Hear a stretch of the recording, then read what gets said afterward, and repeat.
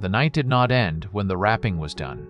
In homes like this, the deepest part of the story often begins only after the hardest work is over, when tired hands finally slow down and the heart starts speaking more clearly than the mouth ever could. Around the warm stove, with the fragrance of banana leaves still hanging in the air, and the fresh cake stacked nearby like little promises waiting for dawn, the family settled into that soft, unguarded hour when love becomes easiest to see.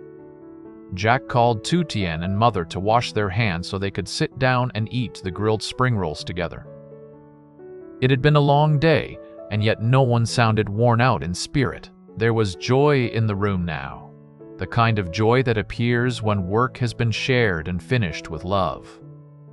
Tu Tien smiled as she looked at the little gifts Mother had brought for her, especially the hat with hand-painted details that felt so thoughtful, so personal, so full of affection that it was impossible not to treasure it. A simple gift, perhaps, but in a house built on care, small things never stay small. They become proof that someone saw you, thought of you, and wanted to bring you a little happiness home. They sat together and arranged the food, talking as naturally as breathing. The grilled spring rolls were light, fragrant, and easy to eat in the evening. There were herbs, dipping sauce, and the quiet comfort of familiar flavors that did not need to impress anyone because they already belonged to the family. Jack talked about the stove and how convenient it was.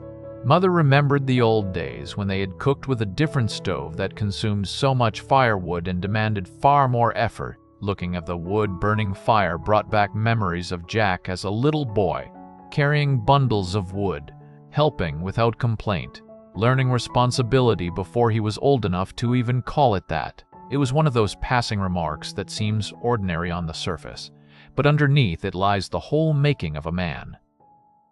Tu Tien listened, and in that moment she was not just hearing a story about Jack's childhood. She was hearing the roots of the man she loved. She was hearing why he worked so hard, why he noticed effort, why he respected hands that labored quietly. None of that had come from nowhere. It had been formed in kitchens, by stoves, by mothers, by long days and simple meals, and the kind of upbringing where helping was not a performance but a habit. That is why Tu Tien's cakes mattered to him. He knew what it meant when a woman spent all day building something with patience and hope.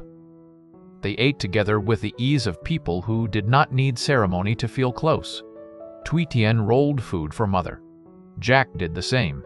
They urged one another to eat more. They joked about who should taste what first. Tu Tien broke off a little for the kitten, who followed her everywhere with stubborn devotion. The tiny animal clung to her the same way life itself seemed to be beginning to cling to her now, as if sensing that she was becoming the center of something warm, something worth staying close to. In the middle of that dinner, the conversation turned naturally to tomorrow. Tu Tien planned to take the cakes to the nearby market and try to sell them. She said it simply, but there was a quiet current under her words, a trembling mixture of excitement and uncertainty. This would be her first real test. At home, everyone had praised the cakes. At home, everyone wanted her to succeed. But the market was different. The market was where strangers judged with their money. The market was where a dream either found its first breath or came back home bruised. Jack did not let doubt settle in her for long. He told her again that the cakes were delicious. Mother agreed. They praised the filling, the peanuts, the flavor, the generosity of the portions. They even began calculating with her. At 5,000 dong per cake, with around 60 cakes made and roughly 180,000 dong spent on ingredients, she might actually make a meaningful profit if the batch sold well. Not a fortune. Not enough to change the family overnight, but enough to give Tu Tien something even more valuable than money. Enough to give her momentum. Enough to make her believe that this idea in her hands might truly go somewhere. That mattered more than anyone said aloud. Because sometimes a woman does not need the world to hand her everything at once. Sometimes she only needs one small victory that proves she is not foolish for trying. One day, one product, one handful of customers, one reason not to give up. The conversation drifted briefly back to Mother's worries about Ms. Thu, and Jack gently shared what he had learned. He had met Miss Thu in person. He had looked into the land investment near the bridge. He believed she had not deceived Mother. That reassurance settled over the room like a blanket. Mother's face seemed lighter, her voice calmer. Tu Tien admitted that the day before she had been careful not to bring it up because she did not know whether Jack had already spoken to Mother. Jack had seen the worry in both of them. He had taken responsibility, gone to find answers, and returned with peace. That too was love. Not dramatic love, not decorative love, real love. The kind that carries another person's anxiety until it becomes bearable. And maybe that is why the meal felt especially warm that night. They were not only eating together, they were breathing easier together. After dinner, they tasted the cakes. Even once cooled, they were still delicious. The filling was rich. The peanuts added fragrance and texture. Mother said the cold cakes tasted good too. Jack said they were excellent. Tu Tien heard all of it, but deep inside, she was still holding herself back from full belief. Praise from family is sweet, but the heart of someone trying something new is cautious. It wants to be happy, but it waits for proof. It says, "Let me see whether anyone else will buy them. Let me see whether the world outside this loving house tastes what you taste." Still, her hope was growing. She said that if selling these cakes worked, she could stay home more, do something useful, and perhaps give Jack less reason to worry about her. She would still go out sometimes, but she would also have something of her own to focus on. It was not merely about earning money, it was about dignity, about purpose, about wanting to stand in the household not only as someone loved, but also as someone capable, someone contributing, someone building. Jack understood. He always did. The next morning came with a different kind of energy. Not the quiet, private determination of the kitchen, but the alertness of a first attempt meeting the open world. Tu Tien was ready to go to the market. She had planned to walk because it was close by. She would carry the cakes, find a place, sit down, and see what happened. It sounds so ordinary when described that way, but anyone who has ever taken their first handmade product to sell knows the truth. It feels like carrying your own heart out in public. Jack offered to go with her. At first, perhaps, she might have gone alone. But Jack insisted in his gentle way. He would take her. He would help. He had work at the company later in the afternoon, but there was enough time now, and that changed everything. Because the road to a first beginning is always easier when someone walks beside you. Not to take over, not to shine brighter than you, but simply to make sure fear does not become too heavy. They got ready. Tu Tien tidied up, put on her shoes, and prepared the cakes for the trip. Jack moved close to help carry things. She tried to say it was not heavy. He still helped. They teased each other lightly. If there was profit, she joked, maybe she would give him half. But beneath the teasing was something beautiful. This did not feel like a lonely struggle. It felt like a partnership. When they reached the market, it was not overwhelmingly crowded. It was not one of those dramatic scenes where fortune bursts open all at once. No, it was quieter than that, realer than that. The market was alive, but not overflowing. There was a seat available. They asked politely. Someone said no one had sat there yet, so they could use it. Tu Tien set the cakes down. She borrowed what she needed from the nearby sellers. A chair here, a little space there. The kind of small cooperation that makes local markets feel like living communities instead of just places of transaction. Jack found a place for her to sit and offered to buy water. Tu Tien refused at first. She wanted to focus on selling the cakes. If she earned money, then she could buy some later. Even that tiny decision revealed her heart. She was already thinking like someone trying to make a business work, however small it might be. Every coin had purpose. Every choice had meaning. Then came the most fragile moment of all. The waiting. The first calls into the open air. The first time her voice had to invite strangers to stop. Tu Tien began calling out to customers, offering the cakes with a mixture of courage and nervous sincerity. She said they were rice cakes, fragrant and delicious.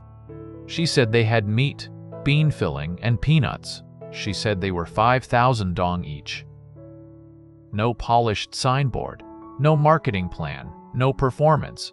Just a woman, a tray of fresh cakes, and the strength to speak. And then the first customers came. A woman asked the price. Another looked at the size and remarked that the cakes were large. Someone decided to buy 2. Someone else wanted 3. Tu Tien handed the cakes over carefully, thanked them, and arranged the remaining ones neatly so they would look inviting. Those first sales did not just bring in money. They steadied her. They told her that her voice could reach people, that her work could move from her hands into other people's homes, that she was not sitting there foolishly.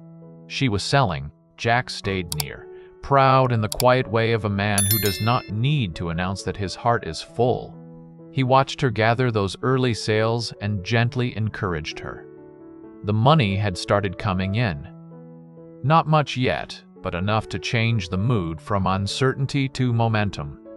And once momentum begins, something in the spirit lifts. The body straightens. The voice grows stronger. The smile comes more easily. Hope stops being theory and becomes experience. Customers kept asking what kind of filling the cakes had. Tu Tien answered patiently again and again. Beans, meat, peanuts, freshly made. Homemade, large and satisfying. Some people asked when they had been made, and she could proudly say they were made just the night before. Freshness matters in a market. People can hear it in the answer, but they can also sense it in the confidence of the one speaking. A little girl nearby brought laughter for a moment, pointing at a car and insisting it belonged to someone else. The small interruption softened the atmosphere, made the whole place feel more alive, more human. That is what markets are. They are not merely rows of goods, they are a chorus of tiny moments. Children speaking nonsense, women bargaining, men carrying things, students coming home, elderly people asking questions slowly, sellers calling out with hopeful voices.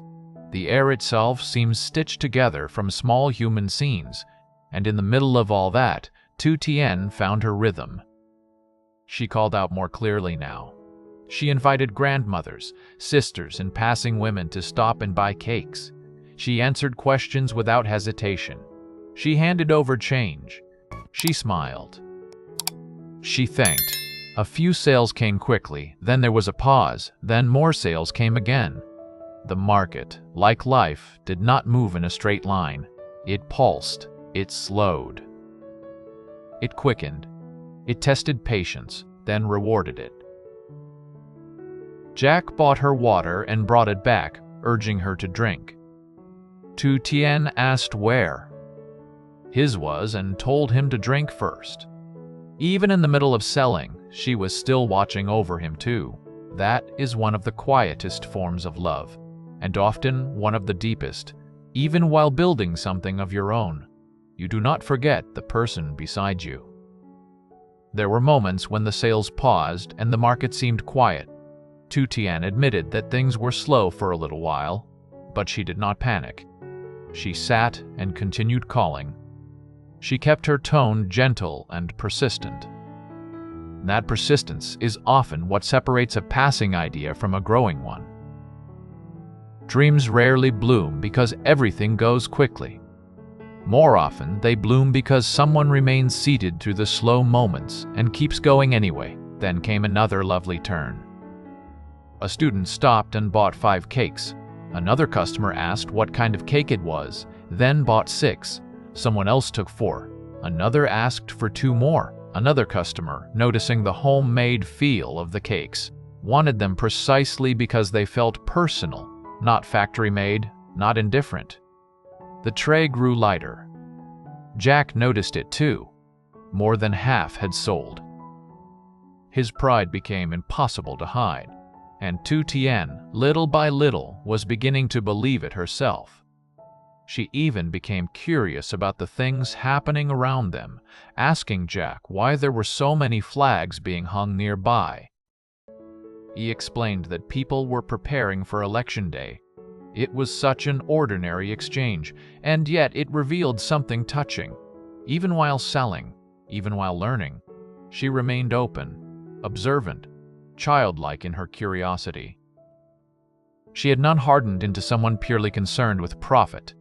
She was still herself, warm, wondering, present. The customers continued coming. One asked for 4, then 2 more, then someone wanted 6. Another voice called from the passing crowd. How much for 1 cake? 5,000 dong. What kind of filling? Meat, bean, peanuts, fresh cakes, homemade cakes. Slowly, steadily, the cakes that had begun as soaked rice in a quiet kitchen were traveling outward into the hands of strangers, into the baskets of market-goers, into breakfasts and afternoon snacks and family tables beyond Tu Tien's sight. That is the beautiful mystery of selling food. You make something with your own hands, and suddenly it goes out into lives you will never fully know. A mother may cut one in half for a child. A grandmother may eat one with tea. A laborer may unwrap one later in the day and feel full and comforted. You never see those moments, but they happen because of your work. And when your work comes from sincerity, the world often feels it.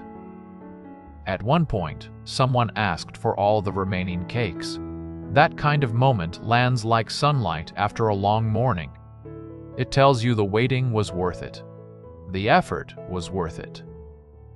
The running around for leaves, the soaking, the grinding, the chopping, the wrapping, the steaming, the calculations, the uncertainty, the first trembling call to strangers, all of it was worth it.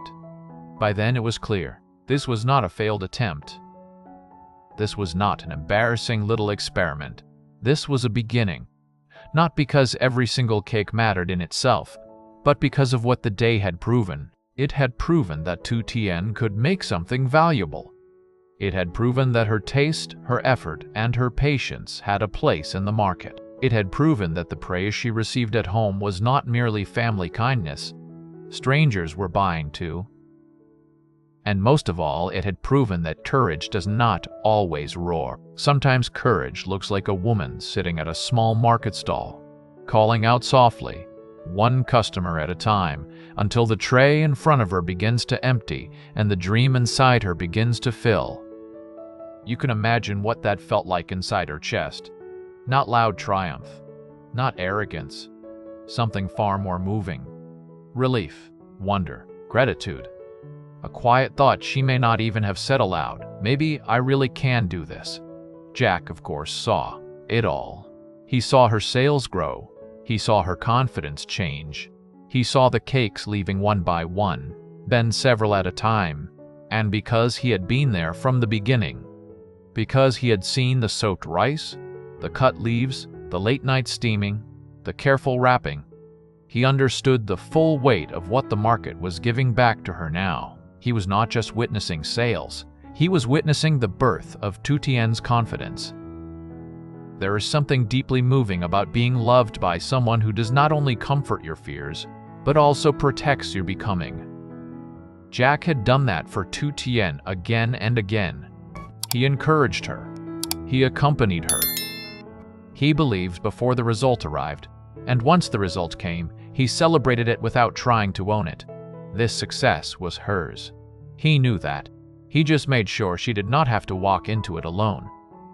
That is why this story lingers in the heart. Because on the surface it is about rice cakes, but underneath it is about much more than that. It is about a woman who did not sit idle while life passed her by. It is about a family that did not laugh at a small beginning. It is about a mother who returned from a trip and sat down immediately to help. It is about a man who came home from work, praised the cakes, bought dinner, carried worries for his mother, then woke up and walked to the market beside the woman he loved. It is about the miracle of ordinary support. The kind that changes everything without ever needing to call itself grand. By the time that market morning was ending, Tu Tien was no longer the same woman who had nervously wrapped oversized cakes and wondered whether there would be any profit at all. She had stepped into another version of herself. Not a finished one, not a perfect one, but a stronger one. A woman who had tested her hands against the world and found that the world answered yes. And maybe that is the lesson hidden so gently inside this whole journey. You do not need to begin with certainty. You do not need to begin with a big shop, a big budget, or a perfect plan. Sometimes all you need is one sincere idea, one batch of something made with care, one day brave enough to carry it out, and one circle of people who believe in you before the proof arrives. That is how lives quietly change. That is how confidence is cooked, wrapped, steamed, carried, and finally sold. That is how hope becomes real. And if you can feel the tenderness, the courage, and the sweetness in what Tu Tien and Jack are building together, then stay close to Tu Tien and Jack, because stories like this do more than warm the heart. They remind us that love is not only in the words people say. Love is in the ways they help each other dare more, try more, and become more. And the most beautiful journeys are often the ones that begin in the smallest kitchens, with the humblest hands and the biggest hearts.